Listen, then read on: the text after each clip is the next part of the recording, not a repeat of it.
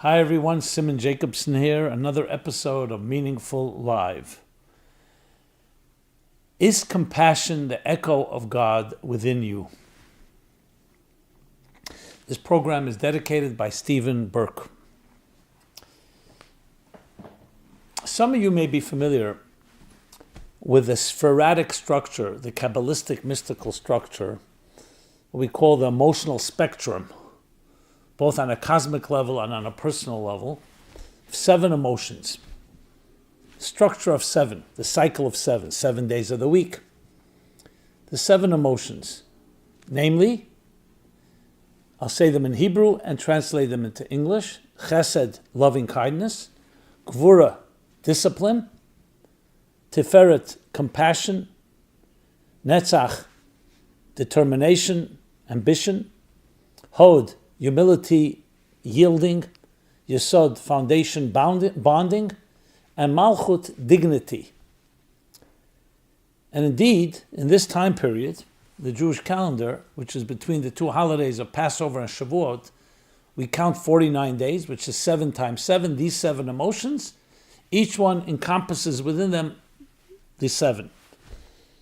Some of you may also be familiar with a book I've written called The Spiritual Guide to Counting the Omer, which is also an app, My Omer. Check it out, a My Omer free app, which is essentially a journey of personal and character development, of going through these 7 emotions and evaluating, probing, diagnosing each one of these emotions within us, our love, our discipline, our compassion, and then within each one of them, the love within love, the discipline within love, the compassion within love. Check it out. I think you'll find it quite fascinating. It's like an X-ray of your soul, an X-ray especially of your emotional psyche. So we are now in the week of compassion. Compassion is a very fascinating and powerful, you can call it faculty, emotion. What is compassion? We know love. Love is also, of course, very powerful. But compassion is somewhat different than love. Compassion, others can translate it as mercy. I prefer compassion, is the sense of empathy that you have. Today, there's the concept you've heard of, I'm sure, the mirror neurons. Classic example, you see, God forbid, somebody's about to slam a door or close a trunk on their fingers. So even though you're a distance away, you're not feeling it, you may wince in pain. You're mirroring the neurons of the person in that situation. You're empathizing with them. What does that tell us? That we human beings have the capacity, as much as we are driven by self-interest, and our lives are orbited around our egos. You know the classic joke about that. 2 guys go camping at night. Middle of the night, one of them wakes up and he hears a bear scurrying about. So he wakes up his friend and says, "We have to get out of here." And while he's doing that, he's tying the shoelaces of his sneakers. And his friend says to him, "You think you can outrun the bear?" He says, "No. All I have to do is outrun..." I guess the joke is not so well received somewhere. He says, "Oh, you think you think you can outrun the bear?" He said, "No. All I have to do is outrun you." That's essentially dog eats dog, survival of the fittest attitude, where life orbits around me and my needs. But despite that, we have the capacity, as mirror neurons clearly demonstrate, to feel another's pain, another's joy. How is that possible?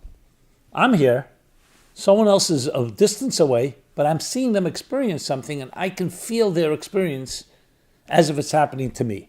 Is it exactly the same thing? No, but it is an element that teaches us there's something more going on than just our separate entities. None of us are an island unto ourselves.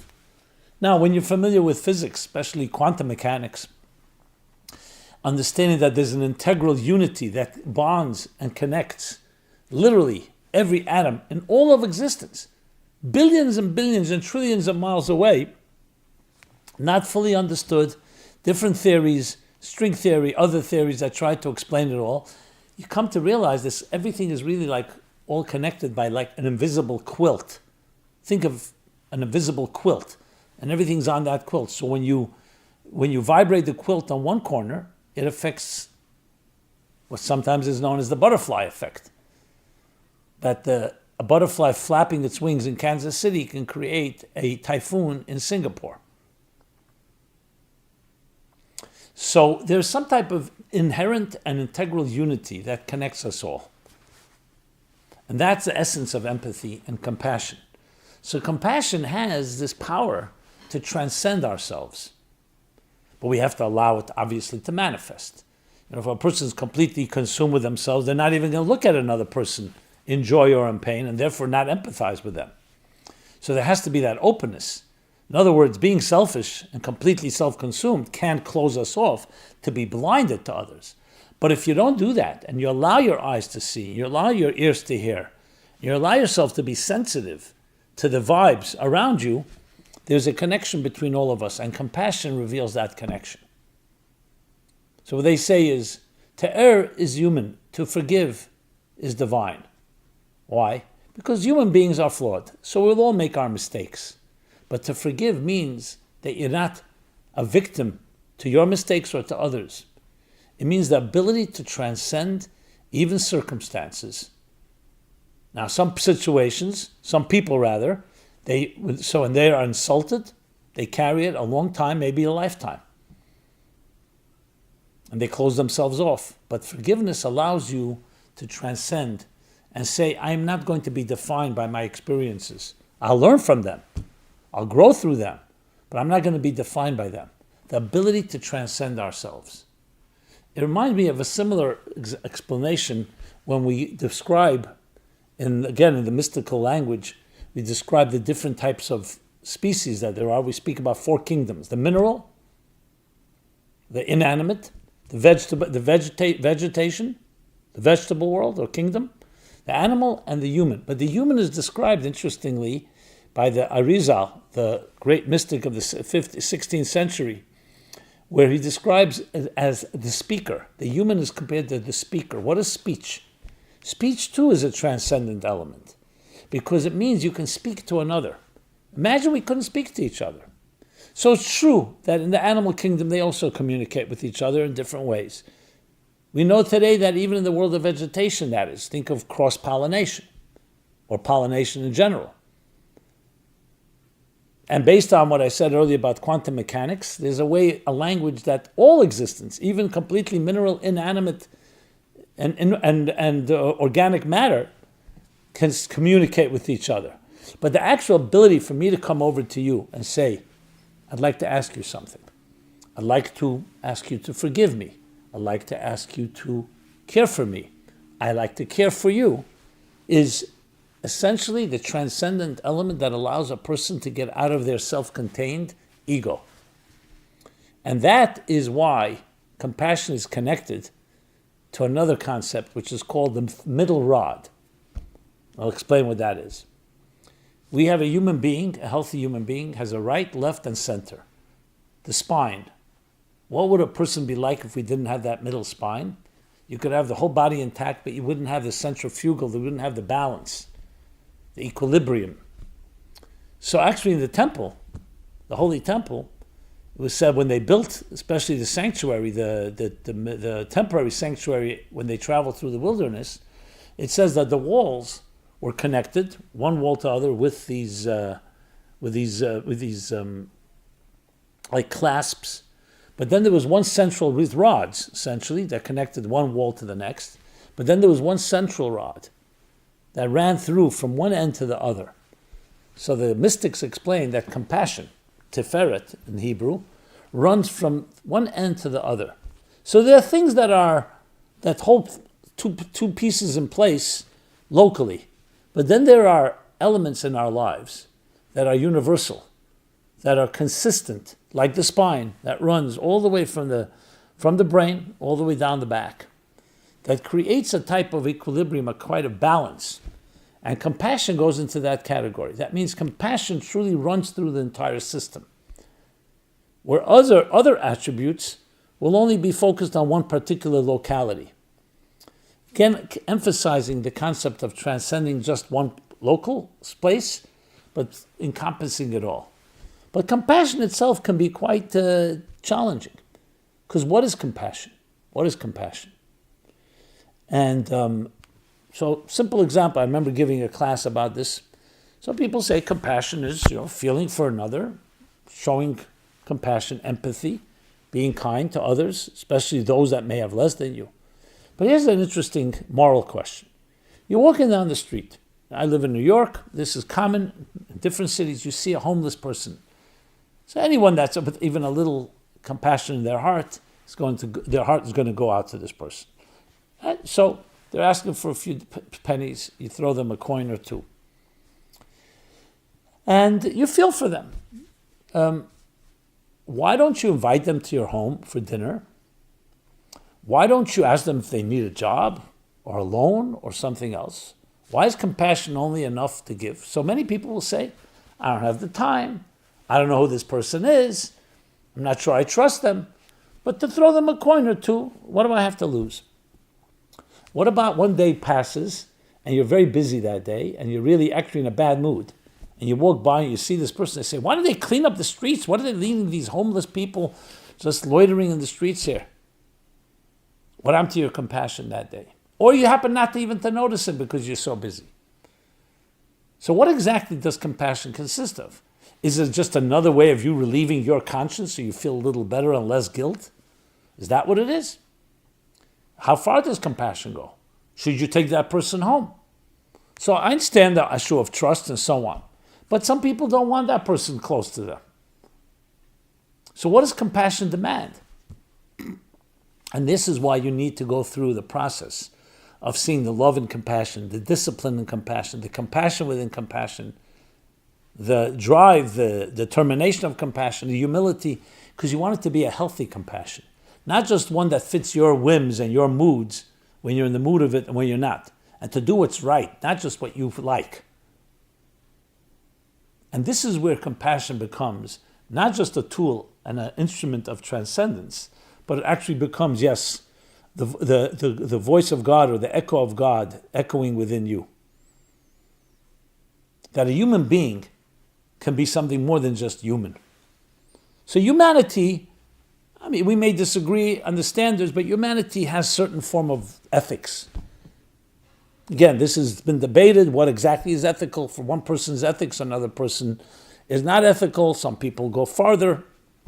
But it's still ultimately in the human domain. Now think of constitutional laws in a free society. So there's certain laws of respecting other people's life and their property and their freedoms and so on. But there's something what we call becoming divine. I said before, forgiveness is divine. Because humans, at the end of the day, it's going to be arbitrary. It will be subjective to some extent. How do you move to the divine when you transcend yourself? As long as it's an extension of you and your needs, including compassion, including love, it's still part of you. True love and true compassion is when you're able to go beyond yourself. And hence, that idea, that concept of a God within you.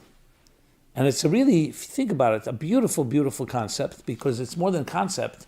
It's about transforming yourself into something more than what is human and what is mortal and what is temporary. That you can actually become a part of the immortal, of the eternal. And here is the word that I often introduce, and I will introduce again to some of you may have heard this word, maybe not. It's a Hebrew word very hard to translate into English accurately. It's called bittul. B-I-T-T-U-L would be the way it's transliterated. It's a combination of modesty, humility, but maybe the best way I define it is suspending yourself in face of a truth and reality greater than yourself.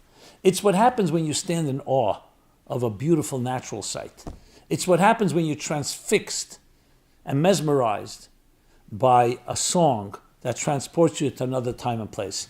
You lose a sense of yourself. It's what happens when you're absorbed in a book and you don't even realize you're turning pages. It's where the subject and object melt into one, meaning you, the subject, meaning you, the person, And it all becomes an experience that's greater than yourself. It's when artists or athletes or writers or others that speak about channeling. It's not me, I'm channeling. I'm in the zone, channeling something greater than myself. It's the ultimate experience. You can't always put on a switch and trigger it, but you can get yourself in a place that often it begins to emerge.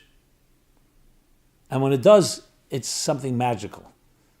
Because you essentially you melt into the realities around you and you channel something greater than yourself. So when people have been searching for the fountain of youth, whether it's the pharaohs of old or modern day freezing of trying to create eternity, find immortality, it comes down to one principle. If you are pursuing it as an extension of you, no matter how great you are, there's going to be a ceiling. A glass ceiling or an actual ceiling. But if you're able to absorb, and you're able to become absorbed in a reality greater than yourself, then if that reality is eternal and immortal, you become an extension of it. That's the secret. So you can't have it both ways. You can't be me, me, me. It's all about me, and now I want immortality. No, if it's about you, then you're mortal, and it's maybe a big mortal, maybe one that extends for a period of time, but it's going to have an end. Everything that has a beginning has an end. But the bittul, and that's where compassion comes in, the ability to transcend yourself, feel, empathize with another, what it returns to you is eternity. That rod, that travels all the way to the highest and down to the lowest. That's eternity. It's not just true. It's not just real in one area, in one time, in one place. So someone may say, okay, well, then I'm doing it. It's another extension of me. I want to have eternity. No. The whole point of it is that it's true compassion. It's not another trick, how to gain something greater than yourself. It's actually becoming part of something greater than yourself. Now, initially, maybe just like charity or other acts of love and kindness that people do because they have an ulterior motive, it may begin with that, but ultimately the true experience is when you become a channel to something greater, not when you want to, but when you give up, when you suspend, when you let go, when you commit, when you dedicate yourself. So it's a concept that is unfortunately become more and more foreign to our times. People today are busy building themselves, building equity, connections, more of me, acquiring acquisitions. And here, the key and the irony and the paradox is ultimately you become the greatest when you actually give, when you actually suspend, when you let go, and you allow yourself to draw down into your life something greater than yourself. And it begins with compassion. Compassion, that ability to empathize and feel another. It could be a small act. It could be a parent who stays up at night to care for a child that is in need. It could be a stranger that you help a special child or a special person because they just simply need something. Not because you're going to get something for it in return. What you're doing in all these cases is not just being nice, not just the right thing to do because someone's blessed, should share their blessings. Someone who has less, you should reach out to, be kind to. It returns something powerful to you, which is the transcendent element, is the truth. The truth of reality is that we are not self-contained entities, that there is a higher truth, that there is a higher, greater reality, and we become one with it through compassion, through empathy. And that's why our neurons mirror, because it's hardwired within us. If we allow ourselves to not be greedy and not be selfish and to see outside of our own little box, that's when this magic happens. Reminds me of the difference between a pane of glass and a mirror. This was when some middle-aged great scholar told a student of his that he saw a very fine student who was once a very compassionate individual, but then became wealthy, became very wealthy. And the wealthier he became, the more selfish he became. The less he allowed others into his life. But he loved mirrors. Mirrors. He had a collection of mirrors. So his great teacher once came to visit him and said to him, "What's the difference between a mirror and a pane of glass?" So, of course, a pane of glass, a window, you look out, you see others. In a mirror, you see yourself. But what's the difference? Why did this pane of glass? A mirror is also a pane of glass. You smear silver on the back of the mirror. What do you end up seeing? Yourself. The silver blocks you from seeing through and through, from being transparent. Now, that doesn't mean money can't be used for good causes, but it could also blind us and can make us self-contained and close us up. Compassion is a result of seeing others, another's pain, another's joy, celebrating with someone else, feeling for them, doing something that is not about you or an extension of you. And that is what unleashes, I would say, the infinite. It unleashes the eternal. It unleashes that integral connection that we all have. We sure need a lot of that today. With all our advancements in technology and medical breakthroughs, and that literally breathtaking, unprecedented innovations, they can become an extension of yourself, or they can be forces that you use to express compassion. You can do that easily. Today you can be compassionate to billions of people with the one press of a button. Send an email, a kind email to someone. So once upon a time, you could do it with one person, two people, a few people. You send out a letter. You could publish an article, publish a statement. Today you really can reach and transcend time and space with yet another force that transcends time and space, and that is the power of compassion. But we need to be deliberate about it. We need to make the effort, because we often gravitate to our comfort zones and we gravitate to ourselves and our own needs and interests. Try it out. In this week of compassion, let's make compassion a mainstay, a permanent feature in our lives.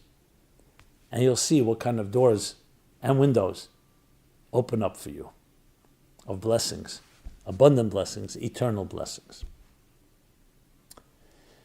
Simon Jacobson, meaningfullife.com. Please take advantage of all our offerings. Subscribe to them. Subscribe to our YouTube channel, to our other platforms.